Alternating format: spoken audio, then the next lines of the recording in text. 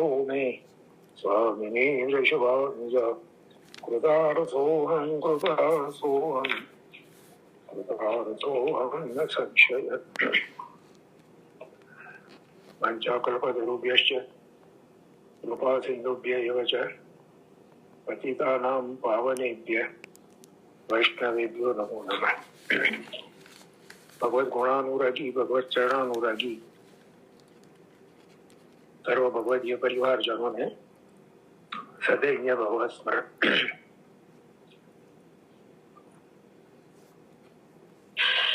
ભક્તિ પોષણના રસપાનના ક્રમમાં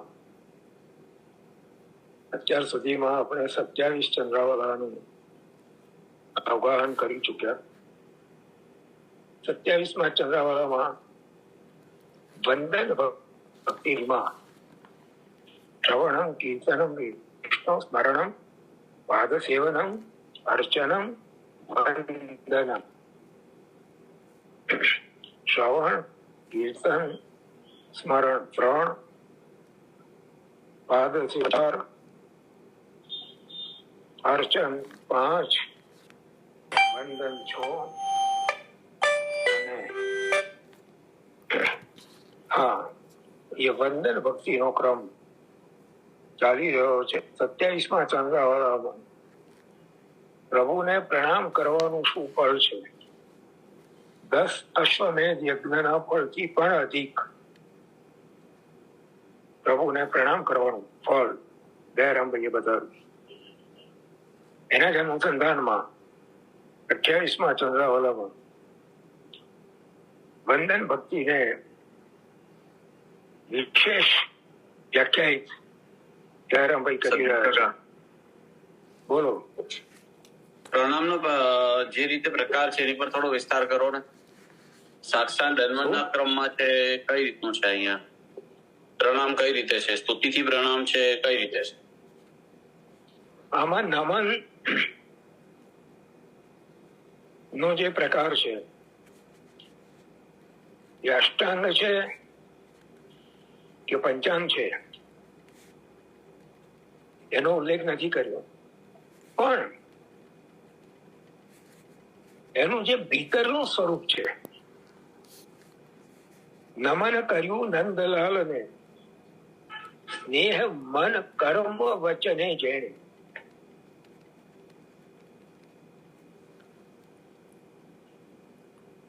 પ્રણામના 8 અંગ કે 5 અંગ, શરીરના અંગો તો છે પણ સાથે સાથે 2 અંગ સૌથી મહત્વના છે। એ આપણે ભલે ક્યારેક સાષ્ટાંગ અથવા પંચાંગ કરતા હોઈએ ત્યારે ચૂકી જઈએ। જે પ્રણામનું મૂળભૂત તત્વ છે એને જ આપણે ચૂકી જઈએ છીએ। એ 2 અંગ છે, અહીંયા દયારામભાઈએ બતાવ્યા। સ્નેહ મન કર્મ વચને જેણે। મન અને વચન, મસ્તક ઝૂકે, હાથ જોડાય, એ પ્રણામ અધૂરા છે। પણ સાથે મન ઝૂકે અને વાણીથી પ્રણામ વ્યક્ત થાય। શ્રી કૃષ્ણાય નમઃ, શ્રી ગુરવે નમઃ, શ્રી વાગપતયે નમઃ, આ પ્રકાર સાથે આવવું જોઈએ, ત્યારે પ્રણામ પૂર્ણ થાય। દયારામભાઈ એ જ બતાવે છે, નમન કર્યું નંદલાલને, સ્નેહ મન કર્મ વચને જેણે। પહેલી જરૂરિયાત છે, પહેલી જે એનો ક્રાઇટેરિયા છે એ છે સ્નેહ। મનમાં જો સ્નેહ નથી આદર નથી, તો એ નમન લૌકિકમાં કોઈ ગરજના કારણે, કોઈ સ્વાર્થના કારણે કોઈને હાથ જોડીએ એમાં અને આ નમનમાં કોઈ ફેર રહેતી. પ્રભુ પ્રત્યેના સ્નેહથી મસ્તક આપોઆપ ઝૂકે, નેત્રો આપોઆપ ઝૂકે, મન પ્રભુના ચરણમાં લાગે અને વાણીથી પ્રભુની શરણાગતિ પ્રગટ થાય. આ પ્રણામનો સાચો પ્રકાર છે. એટલે દયારામભાઈ આ વાત કહી રહ્યા છે. નમન કર્યું નંદલાલને, સ્નેહ મન કર્મ વચને જેણે, ધર્મ સાધન પૂર્ણ સૌ કર્યા, નિશ્ચય જાણજો તેણે. તેણે કર્યું હરિપદ અનુકૂળ. સતીશ કાકા, હા બોલો. આવું બિટવીન ધ લાઈન પણ સમજાવતા રહેવાનું, અમને એટલું જ્ઞાન નથી હોતું.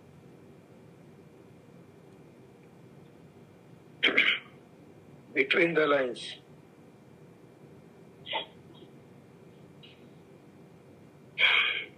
તાતુક્તમ અપી દુર્બોધમ સુબોધમ સ્યાત યથા તથા. આચાર્યોની મહાનુભાવોની વાણીમાં બે પંક્તિઓની ભીતર વચ્ચે જે અર્થ છુપાયેલો છે, કારણ કે દેવા પરોક્ષ પ્રિયા, પ્રભુને પરોક્ષ વાત વધારે પ્રિય છે. એટલે આચાર્યો, મહાનુભાવો, ભગવદીઓ જે મૂળ તત્વ હોય છે એને પરોક્ષ રૂપે આ રીતે સમાવી લેતા હોય છે. અને એ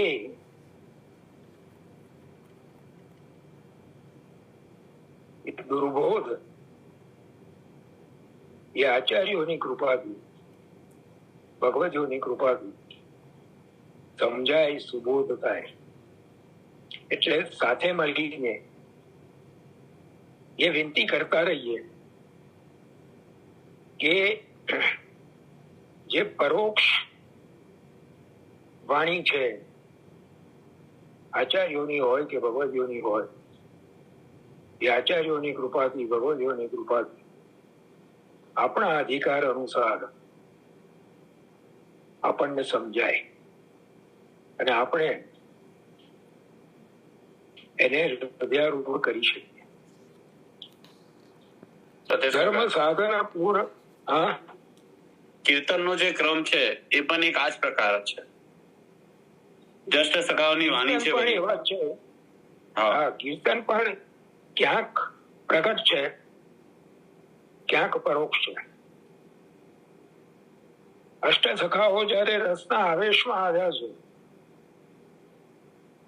ત્યારે આવરણ ભૂલી ગયા છે અને પ્રગટ પોતાના અનુભવો એમણે ખુલ્લા કરી દીધા છે. પણ ત્યાં પણ એક વાત છે કે એ પણ કોની નજરમાં આવે છે, કોને એના તરફ દ્રષ્ટિ કરવાનું મન થાય છે, કોને એના અર્થ સમજાય છે. એ અષ્ટ સખાઓની જેના પર કૃપા છે અને એ લીલાનું વર્ણન જે છે એ લીલાના કરનારાઓ, લીલા પરિકર અને લીલા વિહારી, એમની ઈચ્છા છે કે આ જીવને આટલું રસનું દાન થાય ત્યારે એ પ્રગટ હોવા છતાં દ્રષ્ટિગોચર થઈ શકે છે. દ્રષ્ટિગોચર થયા પછી એના અર્થ સમજાઈ શકે છે, અને અર્થ સમજાયા પછી એના ભીતર રહેલો રસ એનો આસ્વાદ થઈ શકે છે.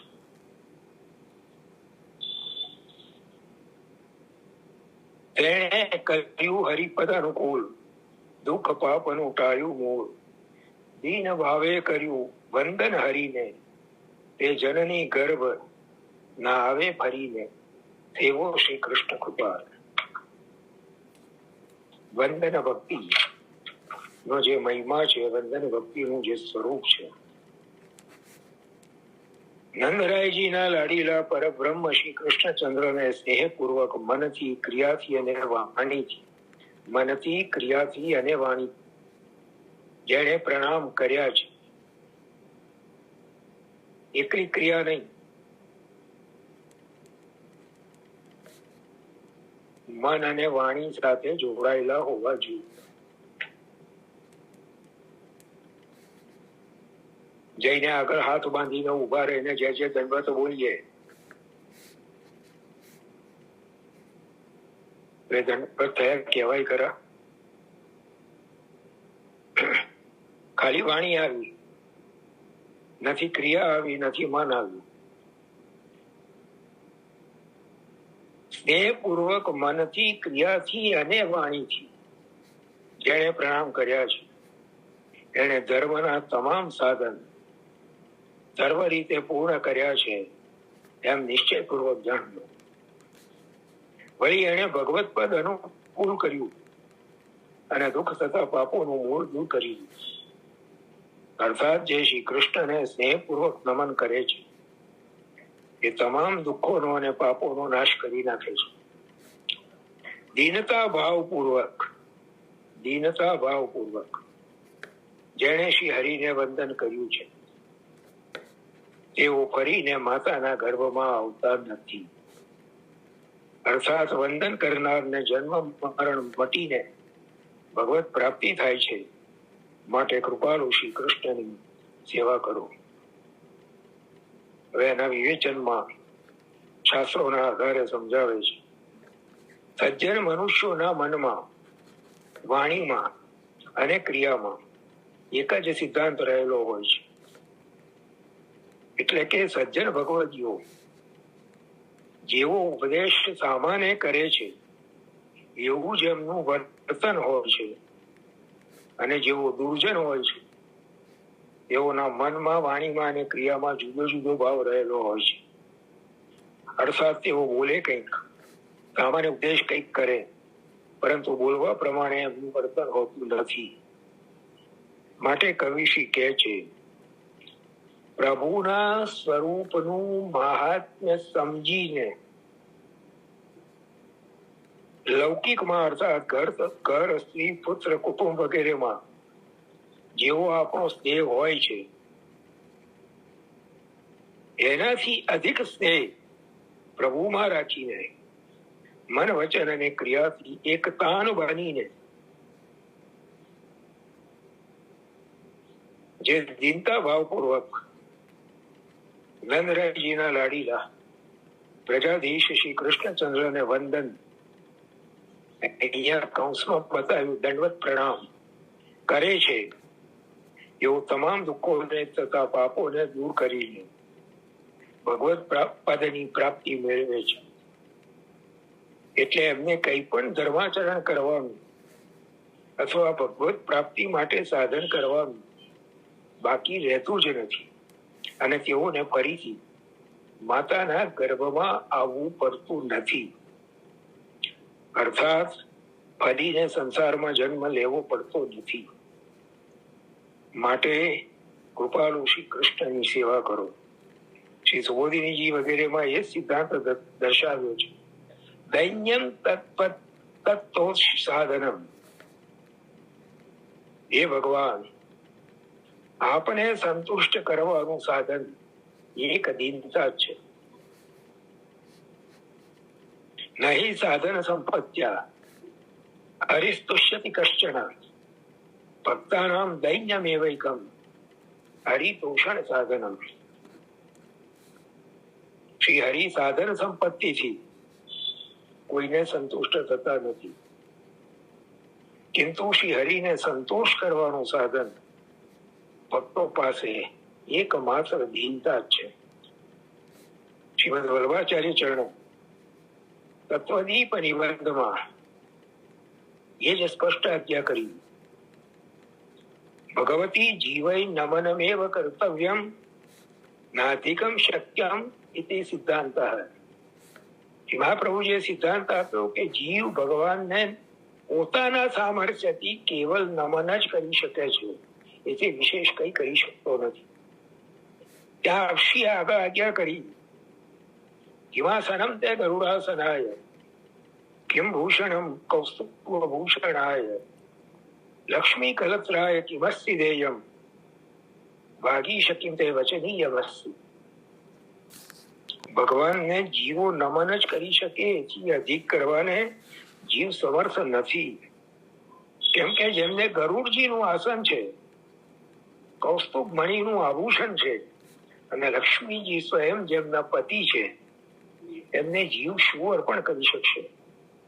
કદાચિત સ્તુતિ કરવાનો પ્રયત્ન કરે, પરંતુ પ્રભુ વાણીના પતિ છે, જેથી નમન સિવાય જીવો કંઈ પણ કરવાને સમર્થ નથી.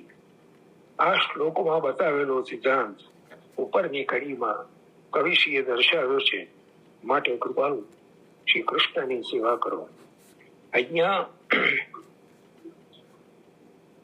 28મા ચંદ્રાવલામાં વંદન ભક્તિ નું વિવરણ પૂર્ણ થયું. હવે 29મા અધ્યાયમાં દાસ્ય ભક્તિ, એ પણ 3 ચંદ્રાવલામાં દયારામભાઈએ દાસ્ય ભક્તિનું નિરૂપણ કર્યું છે. સતીશ કાકા બોલો ભાઈ. વૈષ્ણવને પેલું કહી દો કે એક જ સેકન્ડ સેશન નથી આજે. અને બીજું એ કહેતો હતો, દયારામભાઈ બહુ સુંદર રીતે સમજાયું છે. ભાગવતજી નું પણ આમ વિસ્તારમાં અમને જે લીધું છે પણ બહુ સુંદર રીતે સમજાયું છે. એટલે શાસ્ત્રીજીએ જે વ્યાખ્યાત કરી છે એ દયારામભાઈના વચનોને શાસ્ત્રોનો કેવી રીતે આધાર છે. દયારામભાઈએ જે કઈ કર્યું છે એ કેવળ કપોલ કલ્પિત નથી, કે એમના મનની વાત નથી, પણ શાસ્ત્ર પ્રમાણિત વાતો દયારામભાઈએ સરળ ગુજરાતી ભાષામાં આપની સામે પ્રસ્તુત કરી છે. એ સમજાવવા માટે શાસ્ત્રીજીએ આ વિવેચન કર્યું છે. સરકારશ્રીનું સ્મરણ થઈ આવ્યું. આપણને ઘણી વાર એવું કીધું છે કે મેં ऐसे प्रमाण के बिना में बात नहीं करता है. ઘણી વાર આપણને આ વસ્તુ કે સરકારશ્રીના વચન સાંભળ્યા છે. હવે આમાં આપણે બધા લઈ મંડ્યા છીએ પ્રમેય પ્રમેય પ્રમેય. આ પ્રમેય માર્ગ ને આ પ્રમેય નો બધું પ્રમેય બળથી થાય. પણ વલ્લભાખ્યાનમાં ગોપાલદાસભાઈએ શ્રી મહાપ્રભુજીનું સ્વરૂપ બતાવ્યું. પૂર્ણ પુરુષ પ્રમાણ પંથા વ્યાખ્યાતા વેદાંત ગ્રંથ સર્વે રસ રૂપ કીધા પોતાને સિદ્ધાંત. ગોપાલદાસભાઈએ શ્રી મહાપ્રભુજીને એક વાર કીધા પૂર્ણ પુરુષ. જેમ ગુસાઈજીએ કીધું વસ્તુતઃ કૃષ્ણ એવ, કૃષ્ણ જેમ પૂર્ણ પુરુષોત્તમ છે તો શ્રી આચાર્ય ચરણ પણ પૂર્ણ પુરુષોત્તમ છે. એને સમજાવવા ગોપાલદાસભાઈએ પહેલો શબ્દ વાપર્યો પૂર્ણ પુરુષ. પણ એ પૂર્ણ પુરુષ અત્યારે પ્રગટ થયા છે કયા સ્વરૂપે? પ્રમાણ પંથા વ્યાખ્યાતા વેદાંત. અત્યારે જે સ્વરૂપે પ્રગટ થયા છે એ પ્રમાણને અનુસરીને પોતાનો માર્ગ પ્રગટ કરવા આવિર્ભૂત થયા છે. વ્યાખ્યાતા વેદાંત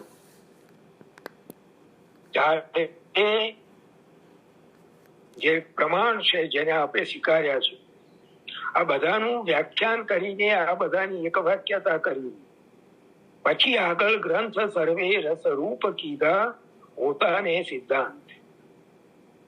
આવી રીતે ગોપાલદાસભાઈ શ્રી આચાર્ય ચરણનું સ્વરૂપ સમજાવે છે.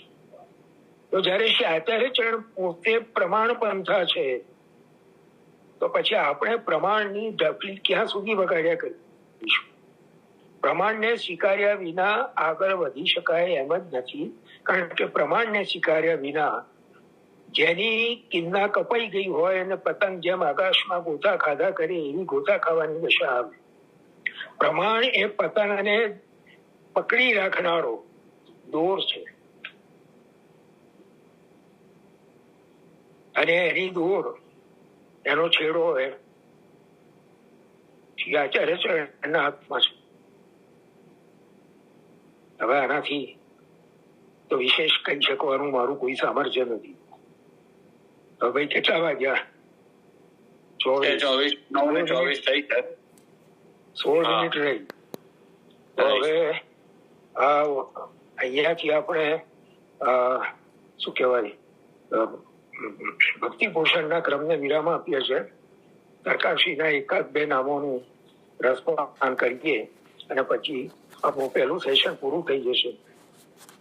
હું ક્ષમા માંગુ છું આપ સર્વ ભગવદીઓની. કારણો અને જેનું અનિવાર્ય કારણોસર અત્યારે ગયા અઠવાડિયે સત્સંગમાં ઉપસ્થિત રહી ન શક્યો, એને કારણે સત્સંગ રદ કરવો પડ્યો.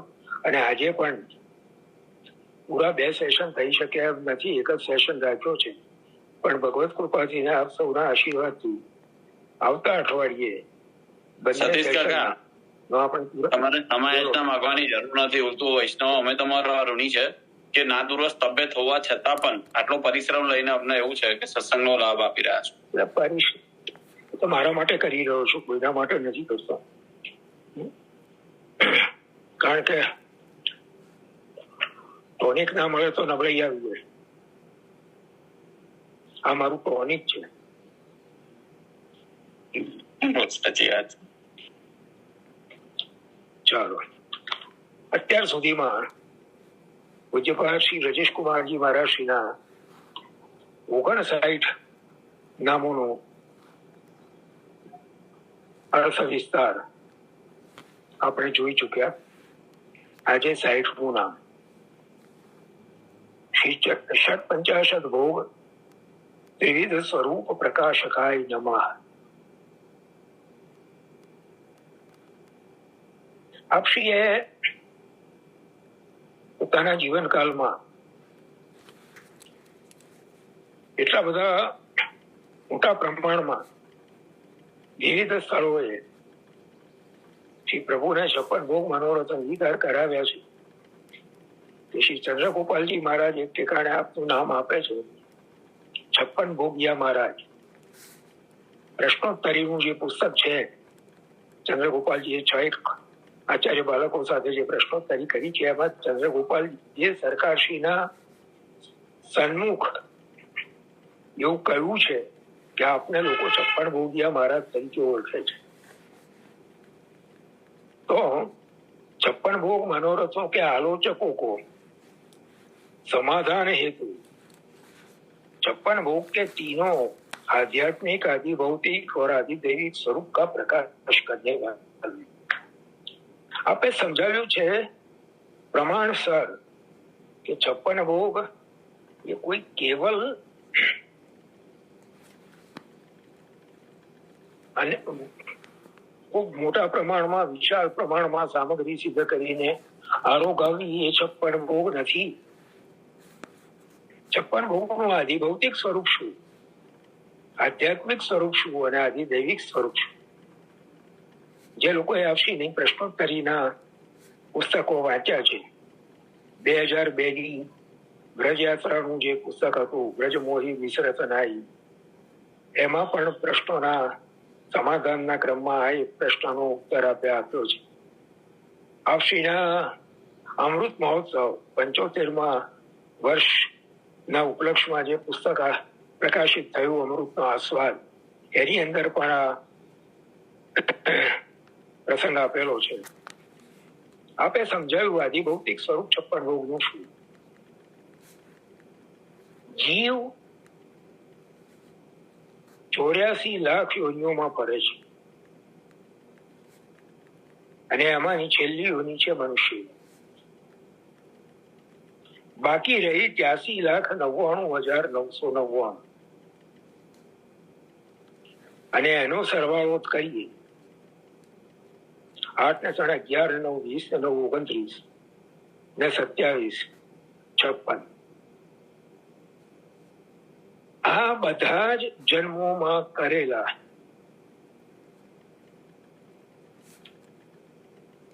કર્મો ભગવદ અર્પણ કરીને છૂટવાનો અવસર જો મળતો હોય તો આ કેવલ મનુષ્ય જન્મમાં જ મળે છે.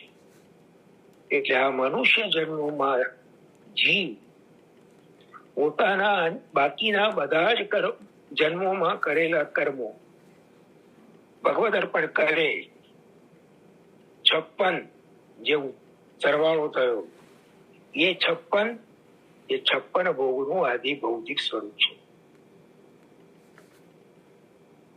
તો તે ગૃહની કીર્તન પ્રણાલી જેમને ત્યાં બિરાજે છે અને જે વૈષ્ણવો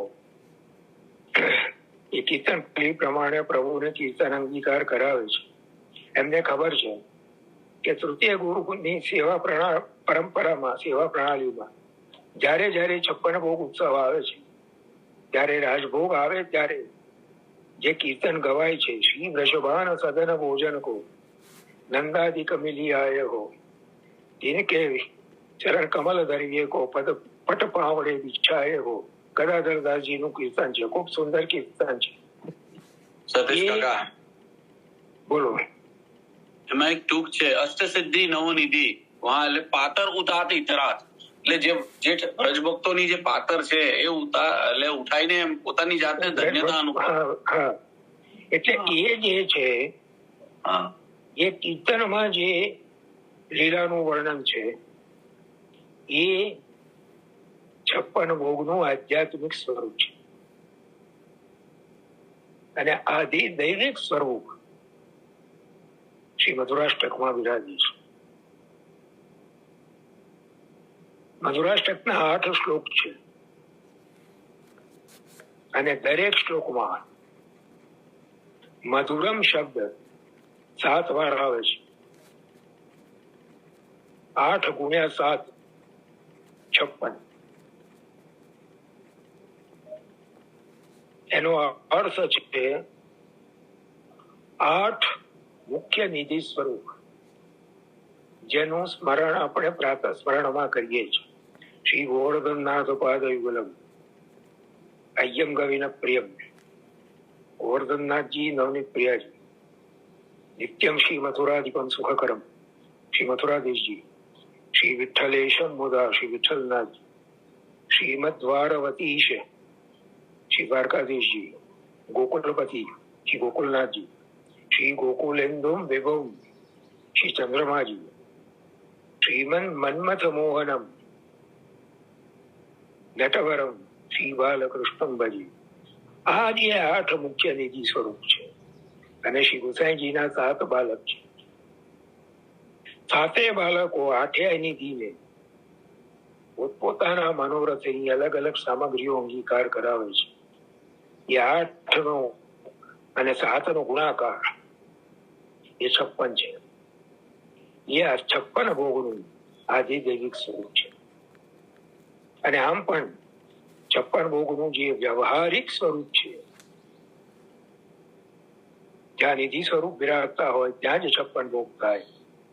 શ્રી વલ્લભ કુલના હાથે જ 56 ભોગ થાય અને 56 ભોગમાં ભાવનાજી પધારે એ બધાનો બિરાજવાનો અને સ્વાગતનો અને એ બધો આખો ક્રમ અલગથી થાય અને એ બધા જ ભાવનાત્મક સ્વરૂપો રાત્રે પણ ત્યાં જ પોળે સવારે મંગલ ભોગ આરોગીને વિદાય થાય. આ આખો 56 ભોગનો વ્યવહારિક પ્રકાર છે. એટલે અત્યારે એ પ્રકાર ભાગ્યે જ કોઈ ઠેકાણે થાય છે. અત્યારે 56 ભોગના નામે જે થાય છે એ બડો મનોરથ હોય છે. વિશેષ પ્રમાણમાં અનસખડીની સામગ્રી સિદ્ધ કરીને પ્રભુને અંગીકાર કરાવવામાં આવે છે. એ બળો મનોરથ છે, એને 56 ભોગના નામથી ઓળખવામાં આવે છે. પણ 56 ભોગનું જે વાસ્તવિક સ્વરૂપ છે એ આ છે. એ આપે પૂજ્યપાદ સરકારશ્રીએ પોતાના જીવનકાળ દરમિયાન જ્યાં જ્યાં પણ 56 ભોગ મનોરથ કર્યા, ત્યાં પોતાના માથે બિરાજતા શ્રી ગુસાઈજીના નિધિ શ્રી મોહન પ્રભુને પધરાવીને ત્યાં એ 56 ભોગ મનોરથ અને આ બધા જ ભાવનાજીને પધરાવીને બધો જ જે વ્યવહારિક સ્વરૂપ, જે બધો જ પ્રકાર છે એ પૂરેપૂરો પરિપૂર્ણ કરીને 56 ભોગનો આખો પ્રકાર આપણે કર્યો છે. અને જ્યાં આપણે કે અહીં એ આખો પ્રકાર પૂરી શુદ્ધતાથી, પવિત્રતાથી નિભાવી શકાય એમ નથી, ત્યાં આપણે સ્પષ્ટપણે 56 ભોગ મનોરથ કરવાની આજ્ઞા આપવાની ના પાડી છે. એટલે આપશ્રીના વિષયમાં જે અનેક 56 ભોગ કરતા જે નામ આપનું પ્રસિદ્ધ છે એ પૂરેપૂરું યથાર્થ છે. ભાઈ હવે કેટલી મિનિટ રહી છે? 6 મિનિટ રહી છે. 6 મિનિટ રહી છે. વૈષ્ણવને કહી દો ને કે અત્યારે તો વૈષ્ણવને કહી દો કે પછી તો બીજું સેશન નથી એમ. અને ભાઈ આજે તુષારભાઈએ મેસેજ તો મૂકી દીધો છે. આજે આપણે એક સેશન પૂરો થાય એટલે આપણો સત્સંગ વિરામ પામશે. અને સતીશ કાકા, પ્રશ્ન આવ્યો છે કે મધુરાષ્ટક કાર્ય કરી શકાય છે? શું મધુરાષ્ટક ક્યારે કરી શકાય? એ આખો વાંચતો નથી, પણ એ બેન મારી વિનંતી છે કે મને લખીને વોટ્સએપ કરીને મોકલી આપે. કારણ કે મધુરાષ્ટકના વિશે વૈષ્ણવની ઘણી બધી ગેરસમજો હોય છે એવું જાણવા મળ્યું છે. તો હવે 61મું નામ છે શ્રી ઉપનિષદ અનુસારી સેવા સ્વરૂપ બોધકાય નમઃ. શ્રી મહાપ્રભુજીએ ભગવત સેવાનું જે આખું સ્વરૂપ આપ્યું છે એ કેવલ